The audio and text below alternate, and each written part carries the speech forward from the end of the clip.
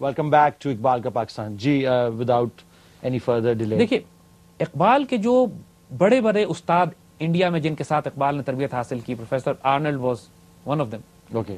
اور اقبال جب یو کے گئے ہیں تو آرنلڈ آلریڈی وہاں موجود تھے، اینڈ ان دونوں میں بہت محبت کا تعلق تھا آپس میں. Arnold was a good Christian, good historian, good philosopher, اور اقبال کو بھی بیٹے کی طرح انہوں نے، ایک شفیق باپ کی طرح انہوں نے اقبال کی تربیت کی. اور آرنلڈ کے انتقال پر تو اقبال بہت دکھی ہو کے ایک نظم بھی لکھی تھی انہوں نے. Arnold really worked very hard, he loved his people. یعنی اقبال کے بارے میں آرنلڈ نے کہا تھا، جس کا مفہوم کچھ یہ بنتا ہے کہ یہ ایسا شاگرد ہے کہ جو استاد کو ریسرچر اور ریسرچر کو ریسرچر ترین بنا دیتا ہے. یعنی اس قسم کا استاد اگر کسی شاگرد کسی اگر استاد کو مل جائے تو وہ استاد خوش نصیب ہوتا ہے اگر ایسا شاگرد مل جائے. اقبال کے بارے میں آرنلڈ نے that is a very the greatness of the teacher also, greatness of the teacher who recognizes this. تو وہاں پہ آرنلڈ کے بعد نکلسن ایک اور پروفیسر تھے جنہوں نے بعد میں اقبال کی کتاب اسرار خودی کا ترجمہ بھی کیا اور پوری دنیا میں اس کو تقسیم بھی کروایا. اقبال کے کلام کو مغرب میں انٹروڈیوس کرنے والے خود انگریز تھے، یعنی وہ لوگ جو ریکگنائز کر رہے تھے اقبال کا پوٹینشیل. اقبال نے اس دور میں جب جرمنی جا کے، خاص طور پر جرمن لٹریچر کا، چونکہ فلسفی ان کا سبجیکٹ تھا، اور جو سبجیکٹ انہوں نے چنا وہ بھی غیر معمولی تھا، the development of metaphysics in Persia. یعنی فارس میں ما بعد الطبیعت فلسفے کا ارتقا. یعنی اردو بڑی بھاری ہو گئی ہے یہ، I'm sure کہ ایک لفظ آپ کو سمجھ میں نہیں آیا بعد الطبیعت. لیکن the fact is yes, metaphysics, وہ چیزیں جو فزکس سے اوپر ہوتی ہیں، وہ چیزیں جو عقل میں نہیں آتی، دوسرے لفظوں میں اسپرچولیٹی. فارس میں، ایران کے مسلم لٹریچر میں روحانی کلچر کا، روحانی تہذیب کا ارتقا، اس کے اوپر پی ایچ ڈی کیا اقبال نے. اور اس کی کمال سبجیکٹ دیکھیں کتنا ماسٹر پیس. اور اس کی وجہ کیا بنی؟ ایک تو یہ کہ انگلینڈ جانے سے پہلے وہ عبد الکریم الجیلی کے کلام کے اوپر خاصا کام کر چکے تھے. محی الدین ابن عربی کی ساری کتابیں اور بڑی بڑی فتوحات مکی اور ساری کتابیں تو گھر میں ان کے پڑھائی جاتی تھی، والد پڑھاتے تھے. So he had a strong background of metaphysics and strong background of spirituality and especially oriental فلسفی. وہاں جا کے جرمنوں میں ایک خاص کمال اور عجیب بات یہ کہ دیکھیے جب لوگ یہاں سے یورپ جاتے تھے پڑھنے کے لیے، اور انڈیا سے جتنے لوگ پڑھنے کے لیے جاتے تھے وہ انگلینڈ جاتے تھے، بیکاز انگلینڈ کے 9 آبادی تھے، انگلینڈ واز دی کولونائزرز ہے. تو جو جاتا تھا انگلینڈ جاتا تھا. اقبال نے یہ ایک غیر معمولی انڈیپینڈنٹ تھنکنگ کہ میں جرمنی جا کر، انگلینڈ میں رہتے ہوئے جرمنی جا کے فلسفی پڑھوں گا. اور یہ دیکھیے یہ اللہ کی طرف سے کوئی خاص کرم تھا کہ یہ ہونا تھا اس طریقے سے. اللہ نے اسکیم اس طرح کی، the grand scheme was created like this کہ ہی وینٹ ٹو اسٹڈی فلسفی ان جرمنی. فرانس بھی جا سکتے تھے، کہیں اور بھی جا سکتے تھے. جرمنوں کا کمال یہ ہے کہ Germans are extremely close to Eastern فلسفی، اسپیشلی مسلم فلسفی. جلال الدین رومی، حافظ، سعدی، نظام اور رومی، اینڈ ایون حضور صلی اللہ علیہ وآلہ وسلم اور سیرت مبارکہ کے حوالے سے جرمن فلاسفر اسپیشلی گوئٹے نے بہت زیادہ کام کیا ہوا ہے.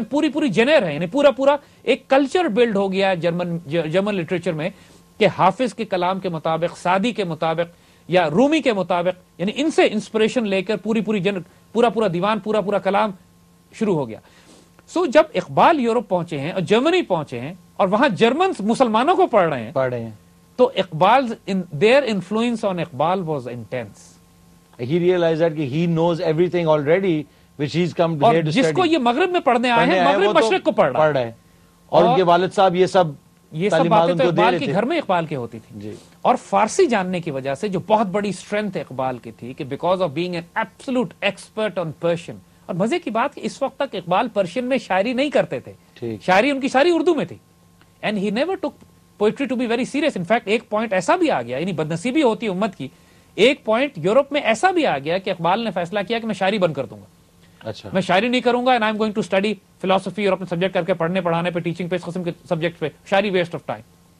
تو یہاں آرنلڈ سے مشورہ لیا گیا، اینڈ آرنلڈ نے، اللہ نے اس کی زبان سے نکلوایا کہ اقبال کو کنونس کیا کہ آپ نے شاعری بند نہیں کرنی. And that is why Iqbal said all right now I'll continue to do poetry. اور پھر وہاں پہ ایک اور جو کمال ہوا کہ اقبال نے فارسی کی شاعری شروع کر دی. اس سے پہلے وہ اردو میں کرتے تھے. اس کی کیا مین اس کی ریزنز کیا تھے؟ بیکاز دی اورینٹلسٹ جو انسپائرڈ بائی دی اورینٹلسٹ وہ سارے پرشین پڑھ رہے ہیں. ایگزیکٹلی جرمنی میں جا کے انہوں نے جس کو پڑھا، یعنی پورا جرمن لٹریچر یا جرمن اسکالرز جس لٹریچر کو پڑھ رہے تھے اورینٹ میں، دیٹ واز پرشین. دوسری بات اقبال کا اپنا ڈاکٹریٹ اور تھیسس بھی پرشین لٹریچر کے اوپر تھا, اور اقبال فیلٹ کہ اردو کے مقابلے میں فارسی اتنی ڈیولپڈ زبان ہے کہ جو ان کے نازک کیفیات ہیں دل کی وہ اردو میں بیان نہیں ہو پا رہی ہیں, وہ فارسی اس کے لیے بہتر ایک field of play, theatre of play بنتا ہے.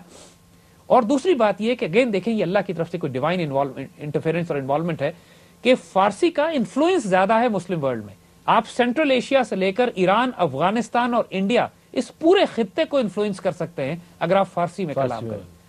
تو Iqbal then suddenly moved into Persian, اور ایسا کمال کا فارسی کلام ان کا نکلنا شروع ہوا یورپ میں کہ جس نے فیسنیٹ کر دیا ان کے دوستوں کو بھی کہ پہلے آپ نے فارسی میں شاعری کیوں نہیں کی. And he said, I never experimented. This thing never came on to me. اور یہ اگین آپ دیکھیں گے the main reason was کہ the Persian language at that point in time was far reaching than the Urdu language itself. Urdu language تو میرے خیال سے زیادہ تر ہندوستان میں محدود تھی, اور باقی سارے جو ایڈجوائننگ مسلم اسٹیٹس یا افغانستان یا یہ سارے جگہ پہ فارسی زیادہ.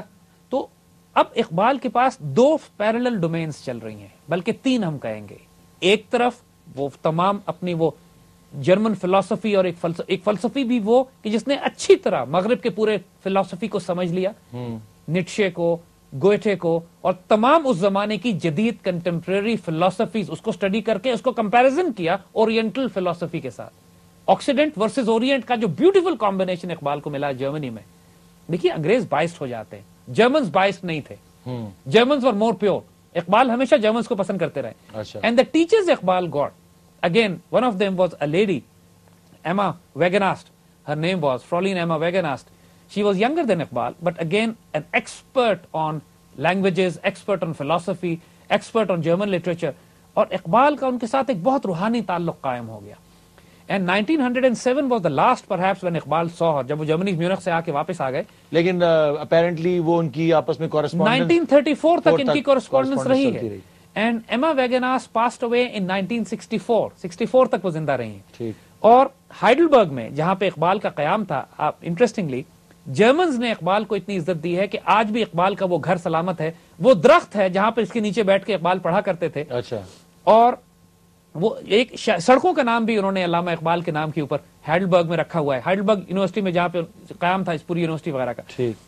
سو Iqbal German influence on Iqbal was extremely intense. وہاں پہ جا کے جب مغربی اور مشرقی فلسفہ معاشرے کا بھی تقابل انہوں نے کیا, دونوں معاشروں کو بھی قریب سے دیکھا, اس کی ڈیپتھ کو بھی دیکھا, اس کی فلسفی کو بھی دیکھا, مغرب کی فلسفی کو دیکھا کہ اس کے پاس امورالٹی ہے, اخلاقی زوال ہے اس معاشرے میں. اور امیزنگلی آپ حیرت زدہ ہو جاتے ہیں اقبال کہ 1907 میں اقبال نے یورپ میں ایک نظم کہی, ہم تھوڑا سا اس کو کوٹ کرنا چاہیں گے آپ کو یہاں پہ, کہ جس کو اقبال کہتے ہیں کہ مجھے خود نہیں پتا کہ میں نے یہ کیوں کہی 1931 میں. تو وہ نظم ہم تھوڑی دیر میں پھر آپ کو بتاتے ہیں کہ 1931 میں کیمبرج کے اسٹوڈنٹس کے آگے اکنالج کیا اقبال نے کہ جو 1907 میں نے نظمیں کہی تھی مجھے خود نہیں پتا تھا میں کیوں کہہ رہا ہوں, لیکن مجھ سے کہلوائی جا رہی تھی. اور the source is divine. Source is divine, and this is a divine intervention called the break. So we'll see you after the break.